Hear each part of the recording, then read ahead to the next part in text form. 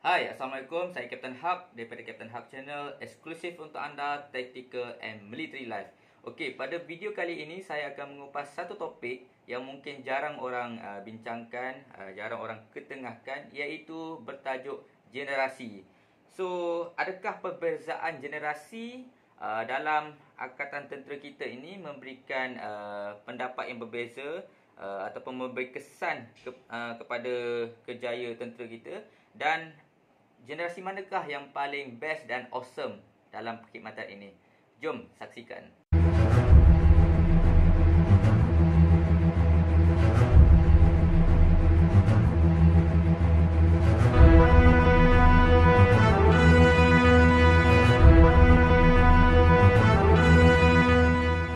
Okey, baiklah.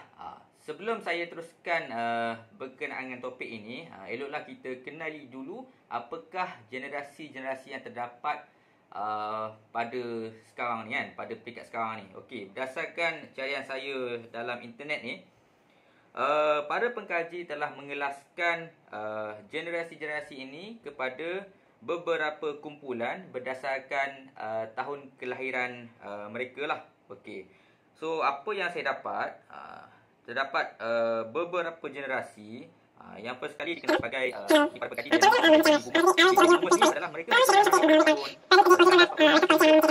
so, jangan tanya saya kenapakah generasi ini dinamakan sebegini rupa, kenapa start daripada X dulu, kemudian yang paling baru dipanggil A. Yang tu memang kena tanya baliklah pengkaji kenapa diorang buat nama macam ni. Tapi saya tak nak berdebat ataupun menerangkan lebih lanjut kenapa nama-nama diberikan.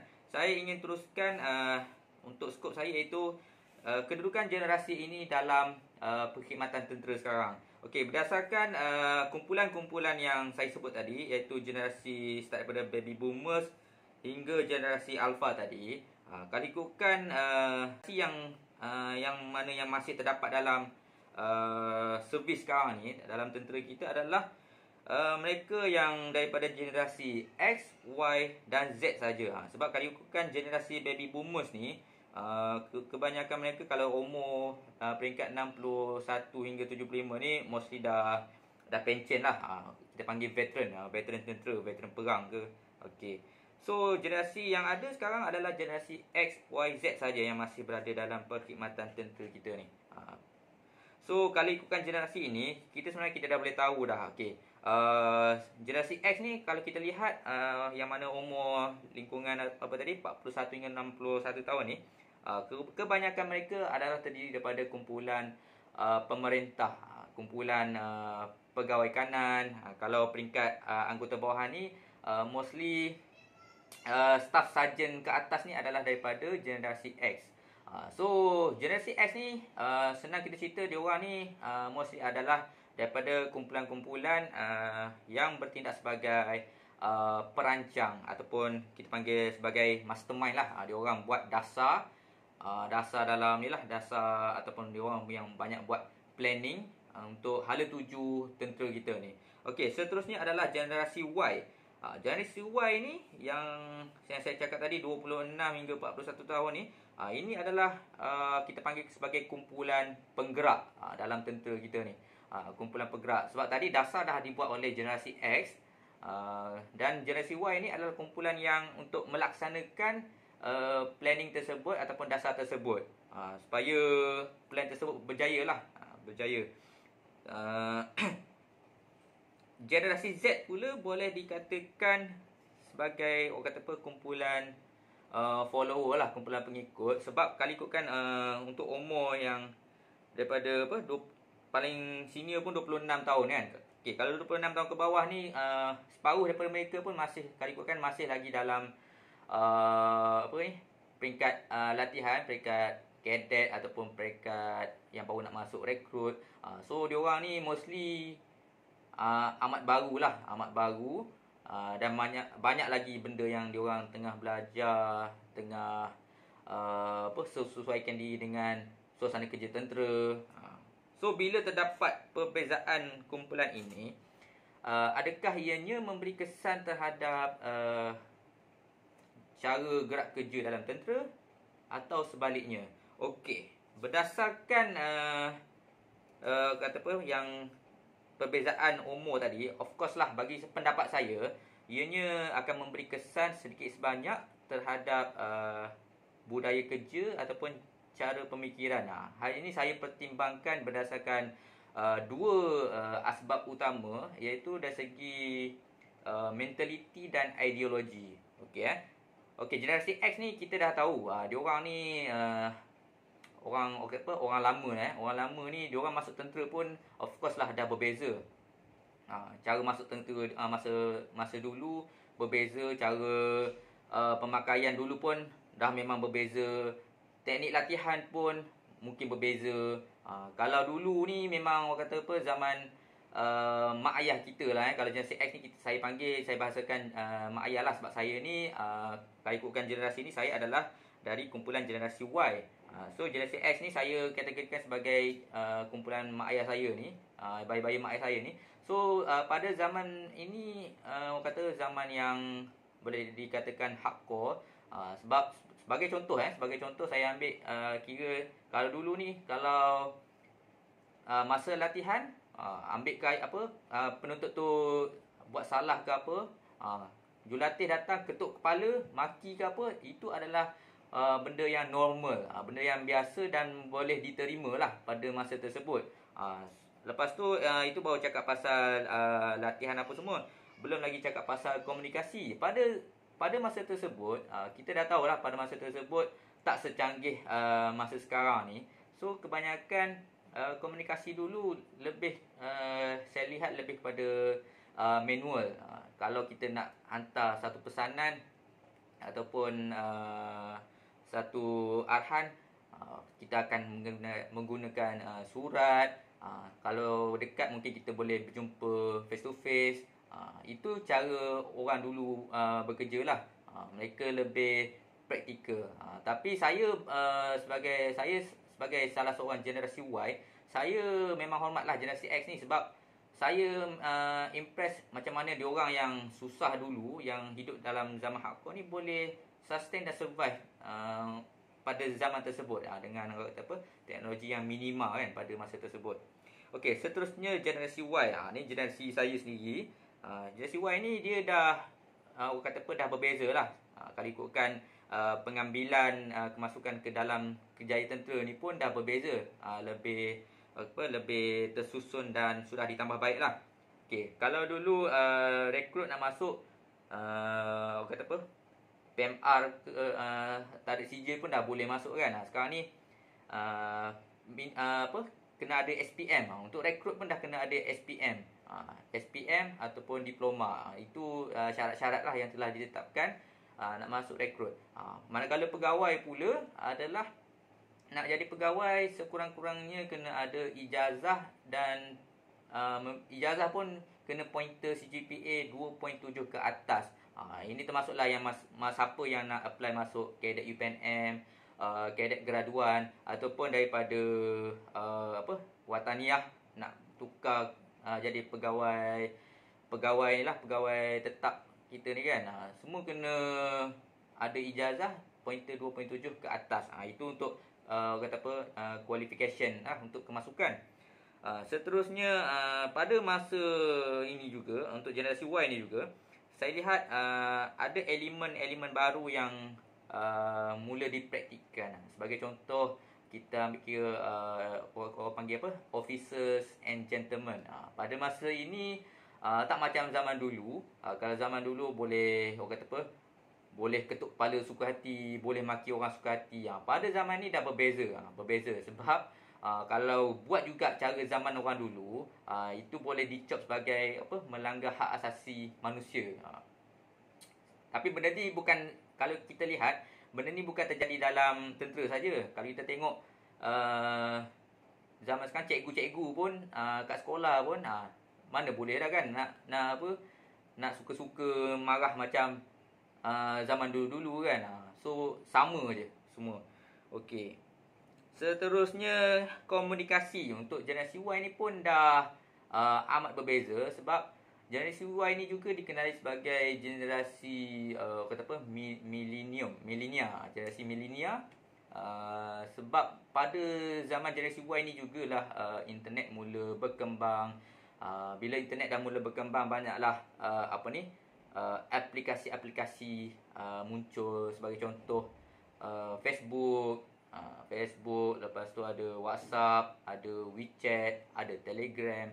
So bila banyak aplikasi-aplikasi moden ni muncul, konsep penyampaian maklumat ni dah mula banyak pilihan lah. Kalau dulu sekadar kita hantar surat, mesej macam tu, tapi sekarang ni dah ada Telegram, dah ada WhatsApp. Dalam WhatsApp pula dah ada grup-grup kumpulan kerja. Jadi sekiranya seseorang tu nak hantar satu maklumat, dia boleh tag saja mesej tersebut dalam kumpulan, dan semua ahli kumpulan tersebut boleh dapat maklumat tersebut dalam tempoh yang singkat, dalam waktu yang sama. Okey. So memang banyaklah benda dapat disampaikan dengan cepat dan pantas. Okey, seterusnya adalah saya ulas kepada generasi Z. Okey, generasi Z ni boleh dikatakan sebagai generasi yang amat bertuah lah. Sebab kalau kita lihat generasi Z ni, diorang masuk tentera ni pun dah lebih tersusun. Masa ni tangga gaji pun sudah dikaji semula dan ditambah baik. Maknanya gaji pun dah besar lah, dah dipertingkatkan lah kan zaman sekarang ni.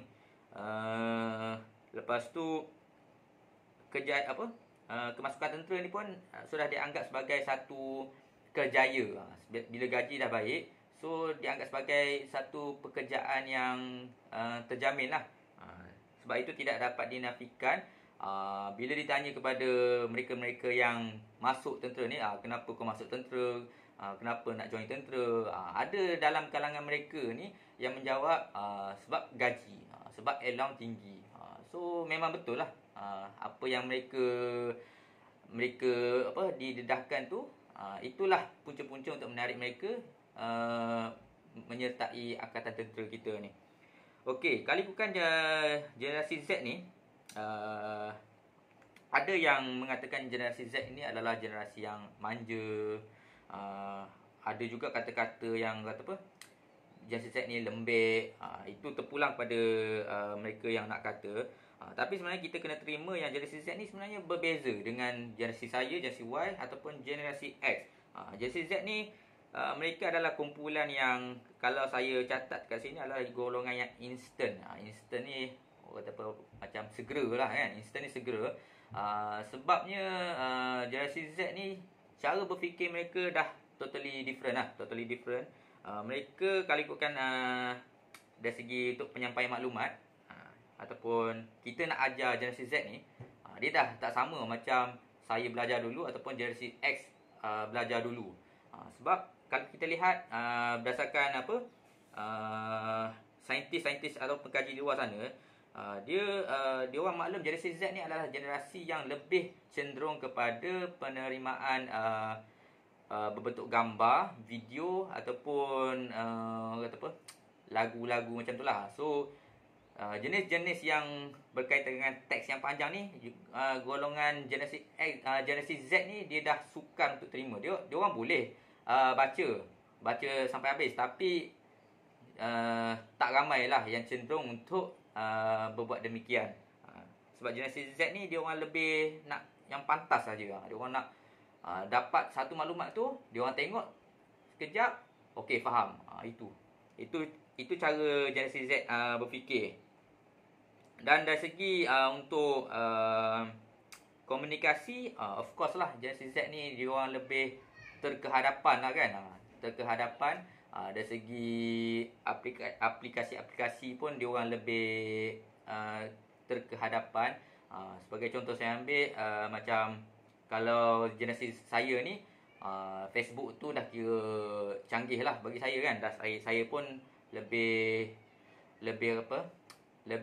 selesa guna Facebook. Tapi zaman generasi Z ni, Facebook ni bagi dia orang dah outdated lah. Dia orang lebih cenderung kepada guna IG, Instagram, ataupun banyak guna TikTok, dan banyak lagi lah benda-benda aplikasi-aplikasi yang yang lebih terkini. So dengan terdapatnya beberapa perbezaan ini, sudah pasti bagi pendapat saya sudah pasti sedikit sebanyak memberi kesan lah terhadap first kali cara berfikir lah kan, cara berfikir dan cara bekerja lah. Mungkin generasi terdahulu ialah kebanyakan generasi saya sendiri pun ataupun generasi X lagi memang susah nak terima kehadiran generasi Z ni, yang mana cara mereka berfikir ni macam kata apa, nak mudah saja kan, nak mudah saja, tak boleh nak nak fikir panjang-panjang, semua nak shortcut kan. Tapi nak tak nak itu adalah generasi Z. Kita kena faham memang diorang ni memang lahir pun dah senang.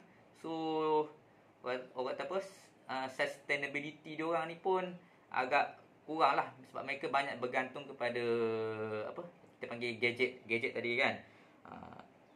Walau bagaimanapun nak tak nak kita kena terima lah kita sebagai generasi yang terdahulu ni, kita kena terima lah kehadiran mereka, sebab yalah mereka ni juga yang akan meneruskan perjuangan ataupun kejaya tentera ni ke peringkat hadapan. Okey, sebagaimana Saidina Umar Al-Khattab berkata kan, didiklah anak kamu mengikut zamannya, bukan ikut zaman kita. Contohnya saya kan, saya generasi Y, anak saya sekarang ni adalah generasi Alpha. So kalau saya nak ajar anak saya ni, saya tak boleh lah buat sebagaimana saya kena didik dulu kan. Sebab generasi memang dah berbeza selang satu generasi kan. Macam generasi Alpha ni lagi advance lah kan. Tapi kita tak berapa nampak sebab diorang ni masih peringkat yang kecil lagi, masih budak-budak lagi. Tapi senang cerita, kalau anak-anak sekarang ni, diorang ni dengan smartphone ni pun diorang dah memang dah kata apa, dah dikenalkan daripada kecil lagi. Anak saya sendiri pun kalau diberi handphone, dia boleh tekan, dia boleh buka password, dia boleh cari ikon YouTube, boleh tekan dan boleh boleh gunalah aplikasi itu dengan baik, walaupun dia belum tahu membaca, tapi dia tahu nak guna. Itu adalah kelebihan generasi-generasi yang kehadapan. Okey, cabaran generasi ni terhadap generasi yang sekarang ni terhadap kejayaan tentera ni, kita sebagai generasi terdahulu ni kita kena open mind. Kita kena terima hakikat bahawa zaman dah berubah. Kita pun kena bergerak seiring dengan zaman sekarang.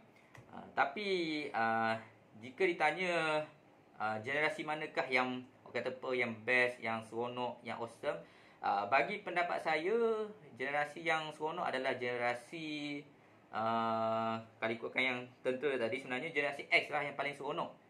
Sebab kenapa? Sebab generasi X ni dia berkesempatan untuk hidup pada peringkat awal dulu, peringkat awal macam mana tentera yang yang kemasukan awal dahulu, dan sekarang ni dia boleh lihat kemajuan, penambahbaikan ataupun perubahan dalam tentera ni. So dia boleh rasa semua peringkat perubahan ni. Berbeza dengan generasi yang sekarang ni, generasi Z, diorang ni hanya sekadar boleh dengar pengalaman orang dulu, cerita-cerita orang lama, tetapi diorang tak boleh secara physically duduk kembali ataupun reverse kembali ke generasi X.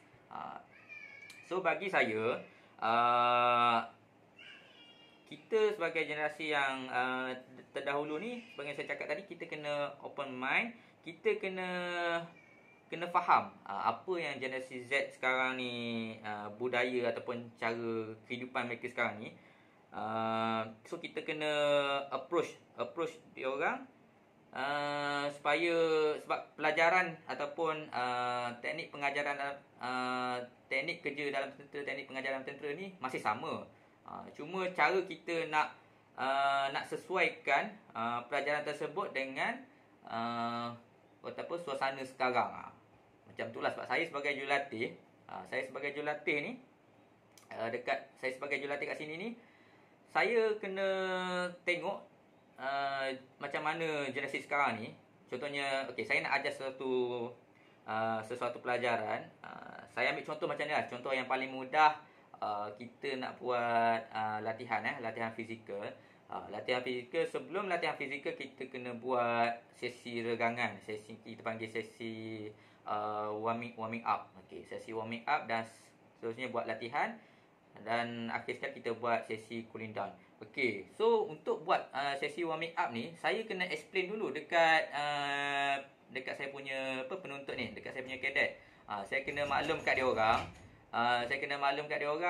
Korang semua ni korang kena buat warming up sebab apa? Sebab warming up ni akan mengelakkan korang daripada kram kaki, ataupun berisiko untuk cedera sewaktu latihan. Sama juga dengan cooling down selepas membuat latihan. Kenapa tu kita kena explain dekat cadet. Sebab apa? Sebab generasi Z ni, kita kena bagi maklumat yang detail. Kenapa diorang kena buat macam ni? Kenapa?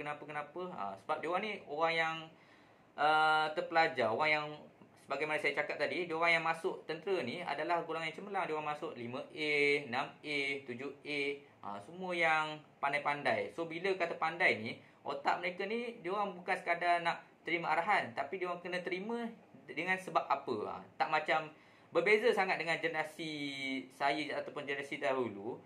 Kami diajar untuk buat, jangan banyak tanya. Kalau banyak tanya, kena sekeh lah macam-macam kan. Tapi generasi sekarang ni tak. Kita kena bagi penerangan kepada mereka supaya diorang faham dahulu, untuk barulah diorang boleh laksanakan tugasan tersebut dengan baiklah. So saya ingin ambil contoh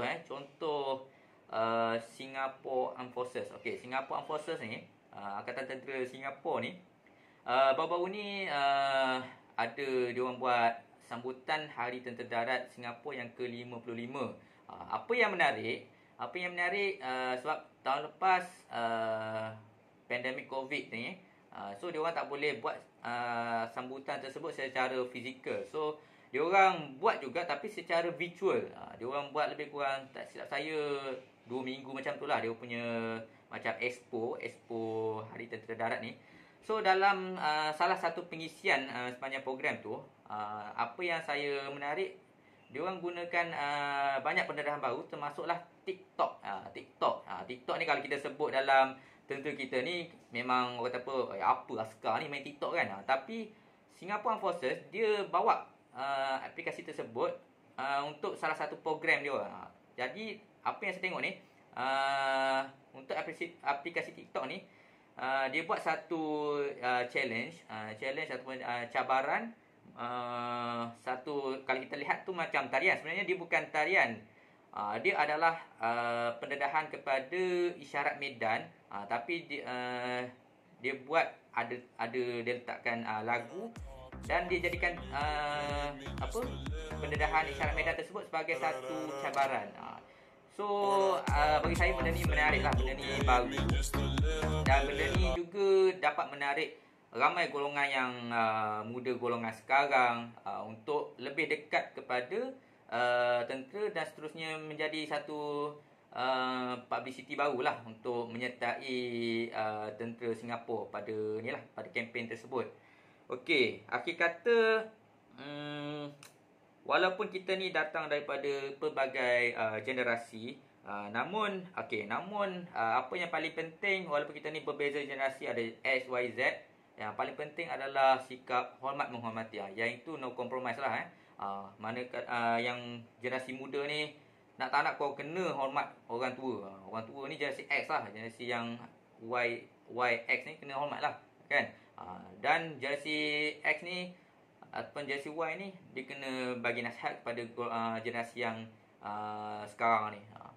So kena saling menghormati dan saling menasihati antara satu sama lain. Dan dengan sedikit perkongsian ini, saya berharap ianya dapat sedikit sebanyak membuka minda pelbagai pihak.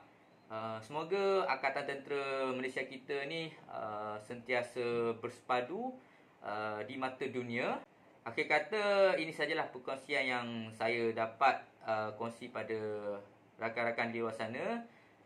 Jangan lupa untuk like, komen, subscribe dan share video ini jika ianya dapat memberi manfaat kepada rakan-rakan di luar sana. Akhir kata, saya Captain Hub. Saya salute anda.